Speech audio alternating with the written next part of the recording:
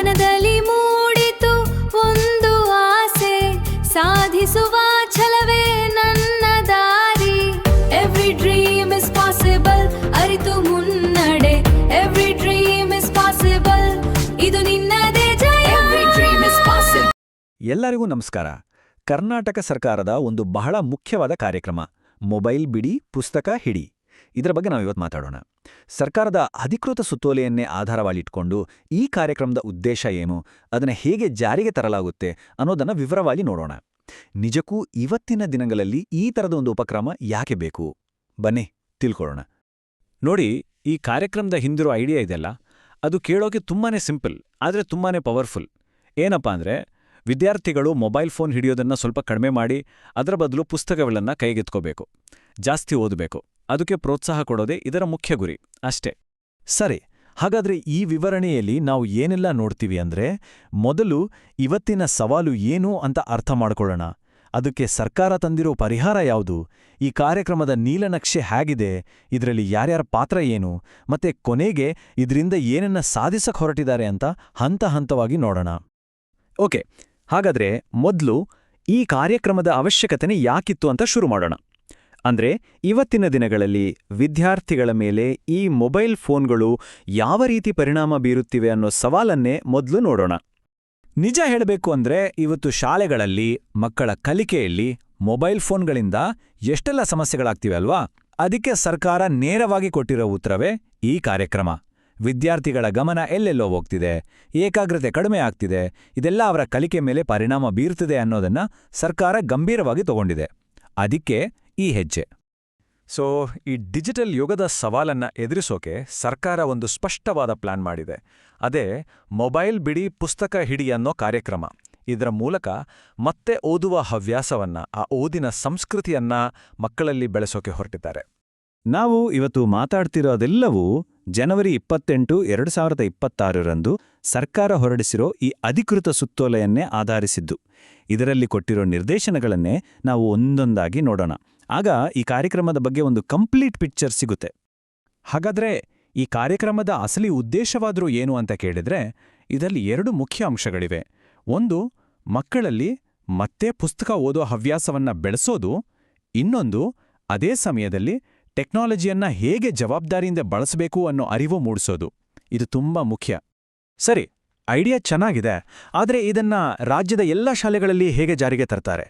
ಇದರ ಪ್ಲಾನ್ ಏನು? ಯಾವೆಲ್ಲ ಹಂತಗಳಿವೆ? ಬನ್ನಿ ಅದನ್ನ ಈಗ ಡೀಟೇಲ್ ಆಗಿ ನೋಡೋಣ. ಈ ಸುತ್ತೋಲೆ ಪ್ರಕಾರ ಇದನ್ನ 4 ಸಿಂಪಲ್ ಸ್ಟೆಪ್ಸ್ ಆಗಿ ವಿಂಗಡಿಸಿದ್ದಾರೆ. ಮೊದಲನೇ ಹಂತದಲ್ಲಿ ಶಾಲೆ ಮತ್ತೆ SDMC ಅಂದ್ರೆ ಶಾಲಾಭಿವೃದ್ಧಿ ಸಮಿತಿ ಇಬ್ರು ಸೇರಿ ಒಂದು ಪ್ಲಾನ್ ಮಾಡ್ತಾರೆ. ಎರಡನೇ ಹಂತದಲ್ಲಿ ಪೋಷಕರಿಗೆ ಇದ್ರ ಬಗ್ಗೆ ಅರಿವು ಮೂಡಿಸೋ ಕಾರ್ಯಕ್ರಮಗಳನ್ನ ಮಾಡ್ತಾರೆ. ಮೂರನೇ ಹಂತದಲ್ಲಿ ನೇರವಾಗಿ ಮಕ್ಕಳಿಗಾಗಿ ಬೇರೆ ಬೇರೆ ಆಕ್ಟಿವಿಟಿಗಳನ್ನು ಆಯೋಜಿಸಲಾಗುತ್ತೆ. ಕೊನೆಗೆ 4ನೇ ಹಂತದಲ್ಲಿ ಇದೆಲ್ಲ ಸರಿಯಾಗಿ ನಡೀತಿದ್ಯಾ ಇಲ್ವಾ ಅಂತ ನಿರಂತರವಾಗಿ ಮಾನಿಟರ್ ಮಾಡಲಾಗುತ್ತೆ. ನೋಡಿ, ಇಲ್ಲಿ ಒಂದು ಇಂಟ್ರೆಸ್ಟಿಂಗ್ ಪಾಯಿಂಟ್ ಇದೆ. ಈ ಕಾರ್ಯಕ್ರಮ ಬರೀ ಮೊಬೈಲ್ ಬಳಸಬೇಡಿ ಅಂತ ಹೇಳಿ ಸುಮ್ನಾಗಲ್ಲ. ಬದಲಿಗೆ ಇಂಟರ್ನೆಟ್ ಮತ್ತು ಗ್ಯಾಜೆಟ್ಗಳನ್ನು ಸೇಫ್ ಆಗಿ ಜವಾಬ್ದಾರಿಯಿಂದ ಹೇಗೆ ಬಳಸಬೇಕು ಅಂತನೂ ಹೇಳ್ಕೊಡುತ್ತೆ.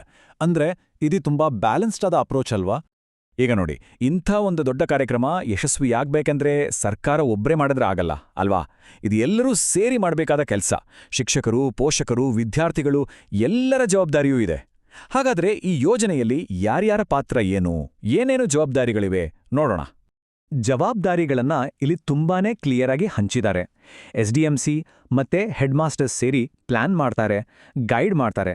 ಶಿಕ್ಷಕರು ಅದನ್ನ ಮಕ್ಕಳ ಹತ್ರ ತಗೊಂಡೋಗಿ ಅವರಿಗೆ ಅರಿವು ಮೂಡಿಸ್ತಾರೆ, ಆಕ್ಟಿವಿಟೀಸ್ ಮಾಡಿಸ್ತಾರೆ. ಇನ್ನು ಪೋಷಕರ ಪಾತ್ರ ಕೂಡ ಅಷ್ಟೇ ಮುಖ್ಯ. ಮನೆಯಲ್ಲಿ ಮಕ್ಕಳು ಮೊಬೈಲ್ ಎಷ್ಟು ಬಳಸ್ತಾರೆ ಅಂತ ನೋಡೋದು, ಅವರನ್ನ ಓದೋಕೆ ಪ್ರೋತ್ಸಾಹಿಸೋದು. ಹೀಗೆ ಇದೊಂದು ರೀತಿ ಎಲ್ಲರೂ ಸೇರಿ ಎಳೆಬೇಕಾದ ತೇರು. ಬರೀ ರೂಲ್ಸು, ಜವಾಬ್ದಾರಿಗಳು ಅಂತ ಹೇಳಿದ್ರೆ ಮಕ್ಕಳಿಗೆ ಬೋರ್ ಆಗತ್ತೆ. ಅದಕ್ಕೆ ಅವರನ್ನ ಇದರಲ್ಲಿ ಆಸಕ್ತಿಯಿಂದ, ಉತ್ಸಾಹದಿಂದ ಭಾಗವಹಿಸುವಂತೆ ಮಾಡಲು ಕೆಲವು ಒಳ್ಳೆ ಆಕ್ಟಿವಿಟಿಗಳನ್ನ ಕೂಡ ಪ್ಲಾನ್ ಮಾಡಿದ್ದಾರೆ.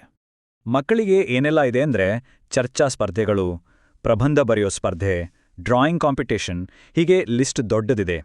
ಅಷ್ಟೇ ಅಲ್ಲ, ತಜ್ಞರನ್ನ ಕರೆಸಿ ವಿಶೇಷ ಲೆಕ್ಚರ್ ಕೊಡಿಸೋದು, ಸೈಬರ್ ಬುಲಿಯಿಂಗ್ ಬಗ್ಗೆ ಜಾಗೃತಿ ಮೂಡಿಸೋದು, ಈ ಥರದ ಕಾರ್ಯಕ್ರಮಗಳೂ ಇವೆ. ಇದರಿಂದ ಕಲಿಕೆ ಅನ್ನೋದು ಒಂಥರ ಎಂಜಾಯ್ಮೆಂಟ್ ಆಗುತ್ತೆ. ಸರಿ, ಈ ಎಲ್ಲ ಪ್ಲಾನ್ಗಳು ಆಕ್ಟಿವಿಟಿಗಳು ಇದೆಲ್ಲದರ ಹಿಂದಿರೋ ಅಂತಿಮ ಗುರಿ ಏನು, ದೊಡ್ಡ ದೃಷ್ಟಿಕೋನ ಏನು? ಇದೇನೋ ಒಂದೆರಡು ದಿನದ ಕ್ಯಾಂಪೇನ್ ಅಷ್ಟೇನಾ? ಖಂಡಿತ ಇಲ್ಲ. ಇದು ಜ್ಞಾನದ ಕಡೆಗೆ ಇಡ್ತುವ ಒಂದು ದೊಡ್ಡ ಹೆಜ್ಜೆ. ಜ್ಞಾನಕ್ಕೆ ಸಮಾನಾದದ್ದು ಯಾವುದೂ ಇಲ್ಲ.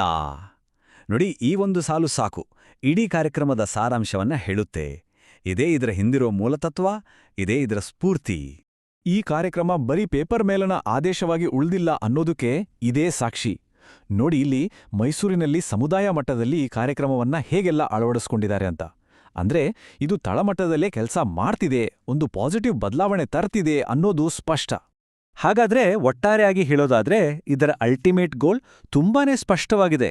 ಬರೀ ಮೊಬೈಲ್ ಬಳಕೆ ಕಡಿಮೆ ಮಾಡೋದು ಮಾತ್ರ ಅಲ್ಲ, ಬದಲಿಗೆ ಚೆನ್ನಾಗಿ ಓದೋ, ವಿಮರ್ಶಾತ್ಮಕವಾಗಿ ಯೋಚನೆ ಮಾಡೋ ಮತ್ತೆ ಜೀವನ ಪೂರ್ತಿ ಕಲಿಯೋ ಆಸಕ್ತಿಯಿರೋ ಒಂದು ಜ್ಞಾನವಂತ ಪೀಳಿಗೆಯನ್ನ ಕಟ್ಟೋದು ಇದರ ಗುರಿ. ಹಾಗಾದ್ರೆ ಕೊನೆಯದಾಗಿ ಒಂದು ಪ್ರಶ್ನೆಯನ್ನ ನಮ್ಮ ಮುಂದಿಡೋಣ. ಪುಸ್ತಕಗಳನ್ನ ಹಿಡಿಯೋ ಕೈಗಳು ನಿಜವಾಗೂ ನಮ್ಮ ಸಮಾಜದ, ನಮ್ಮ ನಾಡಿನ ಭವಿಷ್ಯವನ್ನ ರೂಪಿಸೋ ಶಕ್ತಿ ಹೊಂದಿವೆಯಾ? ಈ ಪ್ರಶ್ನೆ ಬಗ್ಗೆ ಖಂಡಿತ ಯೋಚನೆ ಮಾಡಿ.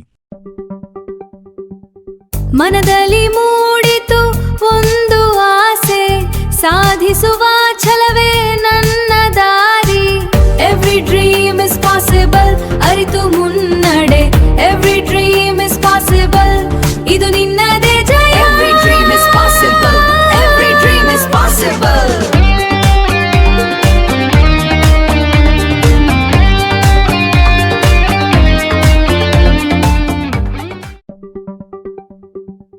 ಮನದಲ್ಲಿ